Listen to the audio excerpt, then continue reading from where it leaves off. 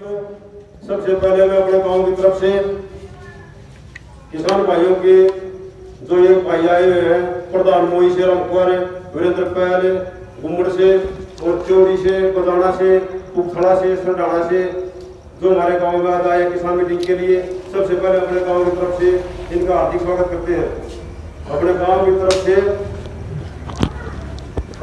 तरफ से और सारे लोग साथियों की तरफ से सभी हार्दिक स्वागत करते हैं इनका।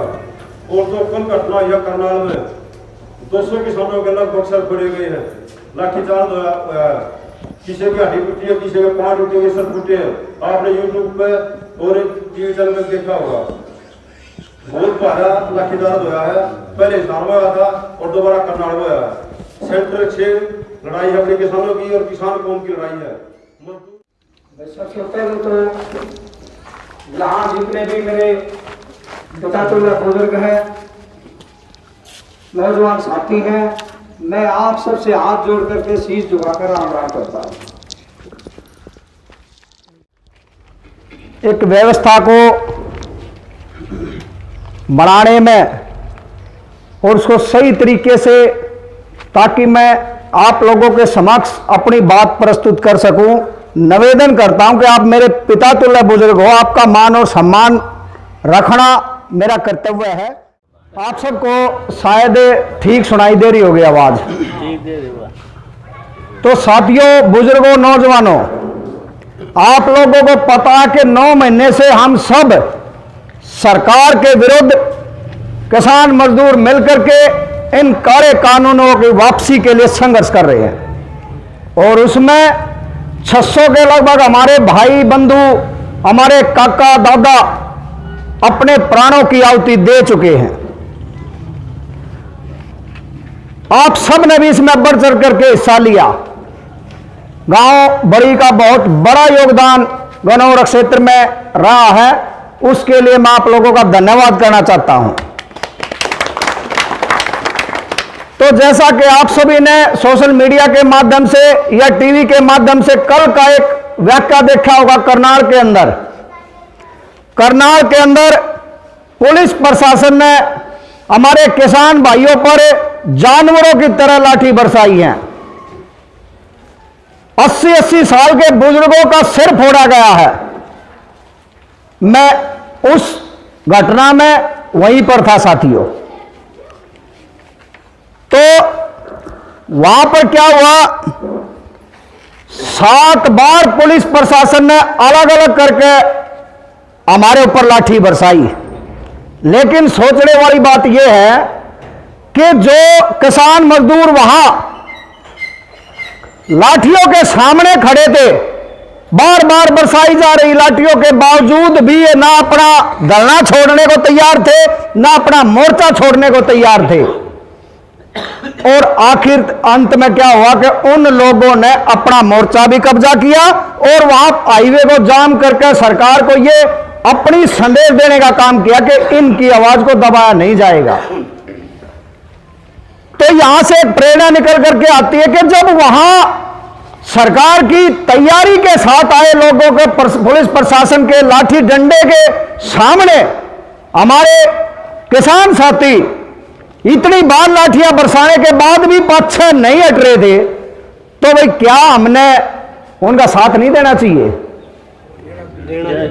क्या वो दूसरे तरह के आदमी आ रहे थे? क्या दूसरी मिट्टी के बने हुए थे कि वो लोग इतनी बार भी सामने पुलिस प्रशासन तैयारी में है, अंधाधुंध लठ बरसा रहा है, किसी की बात तक सुनने को तैयार नहीं है, फिर भी वो लोग वहां पर अड़े रहे। मरना मंजूर था लेकिन हटेंगे नहीं। तो ये माहौल पूरे प्रदेश के अंदर है, ना केवल करनाल के अंदर। और इस 9 महीने के आरक्षण में बहुत सारी हमारी बहन बेटी विधवा हो चुकी हैं, जिनके सुहाग इस आंदोलन में अपने प्राण त्याग चुके हैं। बहुत सारी बहन ऐसी थी जिनको तो राखी बांधने वाला भाई इस आंदोलन की भेंट चढ़ गया, उन्हें कोई राखी बंधवाने वाला नहीं था।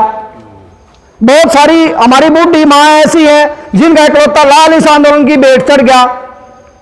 वो तो अपने मरने की, प्राण त्यागने की बात देख रही है हर रोज, क्योंकि उसको कोई रोटी देने वाला नहीं, उसको पूछने वाला नहीं तेरे को तकलीफ क्या है।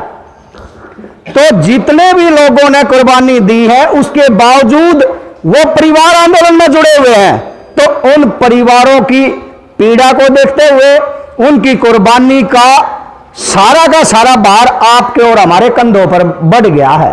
जिम्मेवारी हमारी इस आंदोलन में बढ़ गई है। कुछ गरीब साथी हमारे जो मजदूर हैं, उन्होंने रोज कमाई कर ले तो घर चल जाना तो नहीं चलता, ऐसे भी वो कुछ साथी हैं, लेकिन उसमें से भी कुछ धन एकत्रित करके आप किसानों के इस आंदोलन में सहयोग करने का काम करा है, चंदा दिया है।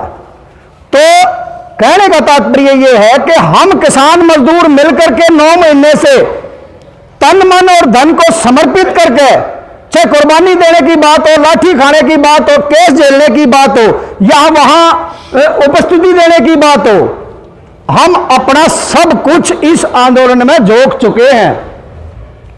अब सिवाय जीत के किसी भी विकल्प पर विचार करना हमारा संभावना भी नहीं है। पूरे प्रदेश में कल जाम लगाया गया करनाल के, उसमें हमारे पास मेरे पास हमारे नेताजी का फोन आया कि भाई वीरेंद्र तेरे को करनाल में जाना है। हम करनाल में गए, लेकिन हमारी गैर हाजिरी में भी गनौर ब्लॉक के अंदर इस रोड को जाम किया गया। उसमें मुख्य तौर से 3 गांव सम्मिलित थे, बड़ी, सडाना और तेवड़ी। जबकि सडाना के अंदर से गुजर के हमारा काफिला गया, बाद में उसमें मोई भी और भी 1-2 कई गांव जुड़े।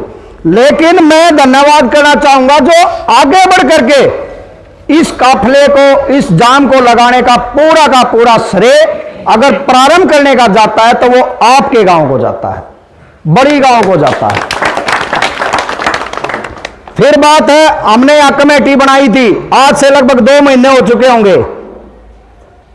कमेटी यहां से बनाने के बाद कई सारी मीटिंग हुई, हमने कई सारे विरोध करे, जिसमें विरोध और बड़े प्रदर्शन में हमारे को जरूरत पड़ती कि जो कमेटियां बनाई गई हैं वो सब सम्मिलित हों, ज्यादा अगर ना आए तो। लेकिन ये मुझे खेद के साथ कहना पड़ेगा कि बड़ी की तरफ से जो कमेटी बनाई गई थी उस कमेटी की तरफ से कोई भी आदमी भागीदार नहीं रहा है, जो कि विचार करने की बात।